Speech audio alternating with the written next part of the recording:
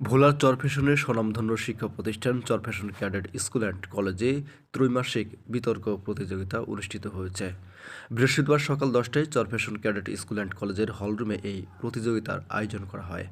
ত্রৈমাসিক বিতর্ক প্রতিযোগিতায় চরফ্যাশন ক্যাডেট স্কুল অ্যান্ড কলেজের অধ্যক্ষ গালিব মোহাম্মদ জিল্লুর রহমানের সভাপতিত্বে প্রধান অতিথি হিসেবে উপস্থিত ছিলেন চরফ্যাশন উপজেলা মাধ্যমিক শিক্ষা অফিসার মোহাম্মদ মহিনুদ্দিন।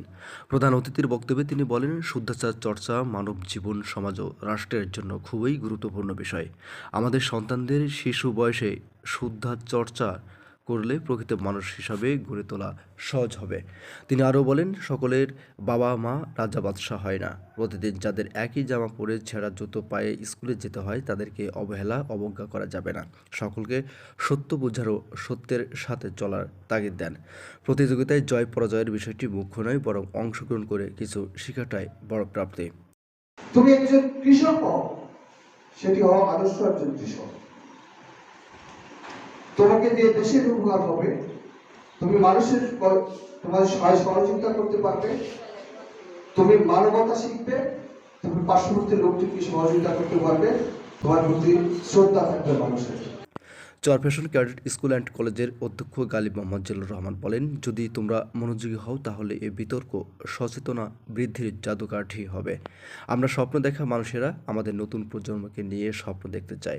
শিক্ষার্থীদেরকে অনলাইন গেমিং ও অসুস্থ বিনোদন থেকে বের করার জন্য প্রতিনিয়ত ভিন্নধর্মী আয়োজন করে আসছে Charfasson cadet school and college.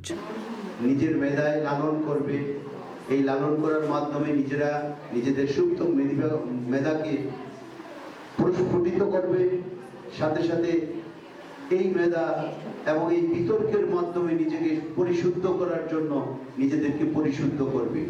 Actually যে কথাটা সেটা হলো এটা, যে মানুষ কথা বলে এই জন্য যে নিজের মনে যেন সে কথাটা লাগে। তুমি আপনারা একটা ব্যাপার দেখবেন যে মাদ্রাসায় পড়ে নেই একজন মানুষ, কখনো কোরআন হাদিস খুব বেশি পড়ে নেই, অনেক সময় তাবলীগে দেখা যায় মানুষকে নামাজের কথা বলে।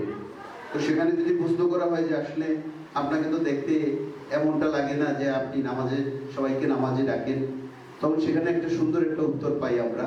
সেটা হলো এটা, যে মানুষকে বলি এই জন্য যেন আমি নিজে করতে পারি, মানে যেন কাজটা আমার মধ্যে আসে। তো কথাটার উত্তরটা খুব ভালো লাগলো এবং সুন্দর একটা উত্তর, যে মানুষকে নামাজ পড়তে বলি এই জন্য যে নামাজটা যেন আমি পড়তে পারি। ধর্মের কথা মানুষকে বলি এই জন্য যে ধর্মের কাজগুলো যেন আমি পূরণ করতে পারি। তো এটাই মানে যখন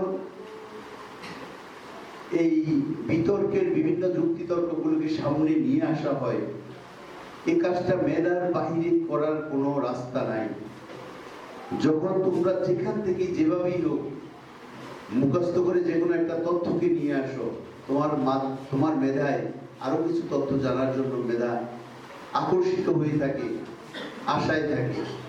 ঠিক এইভাবেই যখন তোমরা আজকে এই ছোট পরিসরে বিতর্ক করেছো, তোমরা অনেক বড় প্ল্যাটফর্মে গিয়ে বিতর্ক করবে।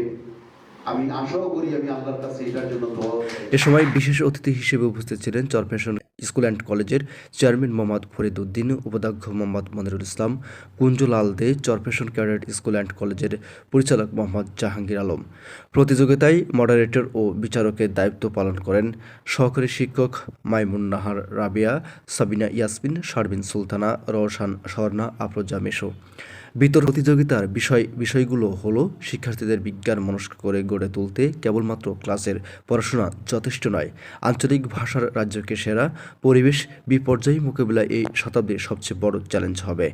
এ সময় উপস্থিত ছিলেন সহকারী শিক্ষক মাহমুদুল হাসান সাকিব, গোলাম রাব্বানী রাফি, মোহাম্মদ ওয়াকিব, কামরুল হাসান, মোহাম্মদ শামসুদ্দিন, হুমায়ুন কবির, শান্তা সেন, তানসিয়া তাসনিম, কামরুন নাহার, রেশমা বেগম মুক্ত, বেগম খাদিজা।